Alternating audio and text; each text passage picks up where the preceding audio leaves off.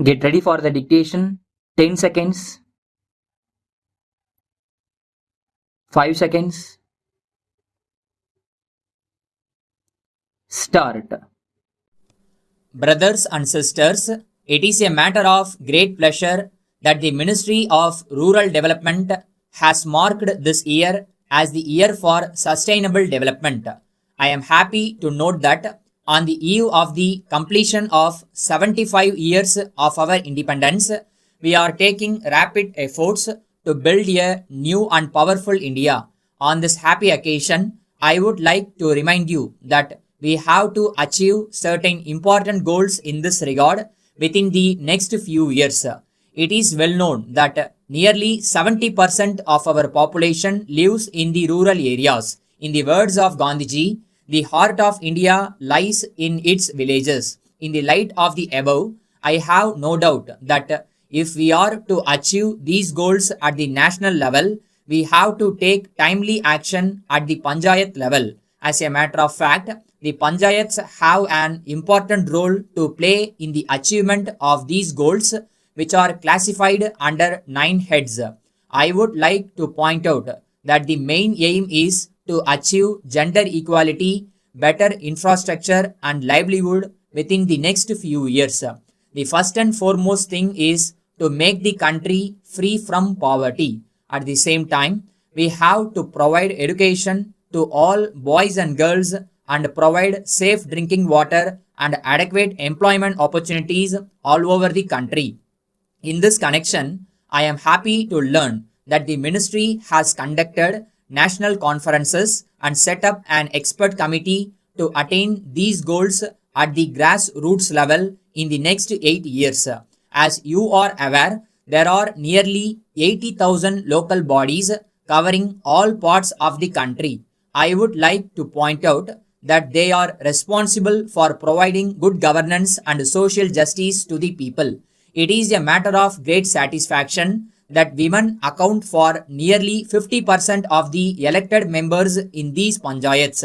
To ensure development at the village level, we need to have adequate funds.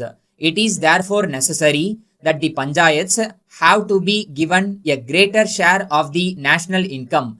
It has to be borne in mind that in the last few years, there has been indeed a significant increase in the allocation of funds. This has been possible largely due to the efforts of the Finance Commission. Side by side, many panchayats have been able to raise their own resources by undertaking new activities. It may not be out of place for me to point out here that administrative reforms have helped us in this regard.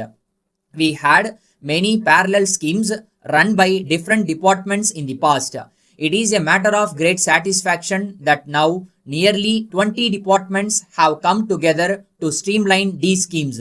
I would like to assure you that this would not only reduce delay but would also help us to curtail expenditure to a great extent. In my opinion, there is still scope for such efforts, resulting in better schemes in the years to come. Unless and until we have all-round development of the panchayats, we would not be able to achieve our goals in the long run. I would like to point out that the Grama Sabhas play an important role in this regard. Ladies and gentlemen, as you are aware, the local bodies, especially in the rural areas, enable direct participation of the people in governance. In the light of the above, I would like to request the ministry to take steps to strengthen the Grama Sabhas as soon as possible. I am told that in due course, the participation of the people in local governance is bound to increase. In spite of the fact that there has been some improvement in this regard, it is my opinion that the number of Grama Sabha meetings held each year is very small. It is therefore necessary that the states should pay greater attention in this respect. I am happy to note that the ministry has introduced digital services in local bodies.